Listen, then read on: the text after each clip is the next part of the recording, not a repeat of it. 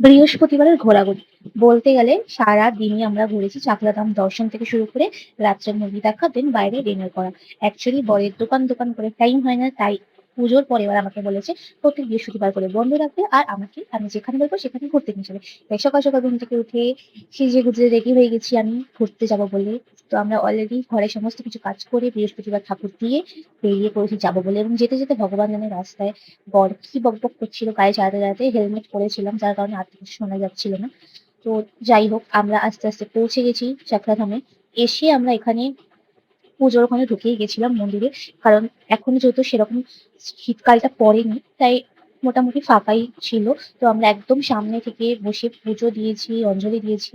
তারপরে এখানে বাবার ভোগ প্রসাদ বিতরণ হচ্ছিল, মানে বাবাকে ভোগ প্রসাদ দেওয়া হচ্ছিল, সেগুলোও দেখেছি। আরতি হয়েছে যেখানে ভোগ প্রসাদ দেওয়া হয়। আগে থেকে আমরা যেহেতু কুপন কেটে নিয়ে ঢুকেছিলাম, তো সেখানে খেতে গেছিলাম। খিচুড়ি আর চচ্চড়ি কিছু একটা করেছিল কুমড়ো আর আলু দিয়ে। তো খাওয়া দাওয়া সেরে আমরা বাইরে চাকলাধামে একটু ঘোরাঘুরি করছিলাম, একটু ফটোও তুলছিলাম। তুলে নিয়ে তারপরে এবার বাড়ি ফেরার পালা। বাড়ি ফিরে আবার রেডি হয়ে সেজেগুজে আমরা চলে গেছিলাম বারাসাতে আরতি সিনেমাতে ভুলভুলাইয়া 3 দেখতে। ভুলভুলাইয়া 3 দেখে রাত্রে ডিনার সেরে বাড়ি ফিরেছি। তো এই ছিল আমাদের বৃহস্পতিবার সারাদিন আমরা কিভাবে কাটিয়েছি তার ব্লগ। তো ভিডিওটা ভালো লাগলে অবশ্যই লাইক করো, কমেন্ট করো, অ্যান্ড পারলে শেয়ার করো। Thank you and bye by.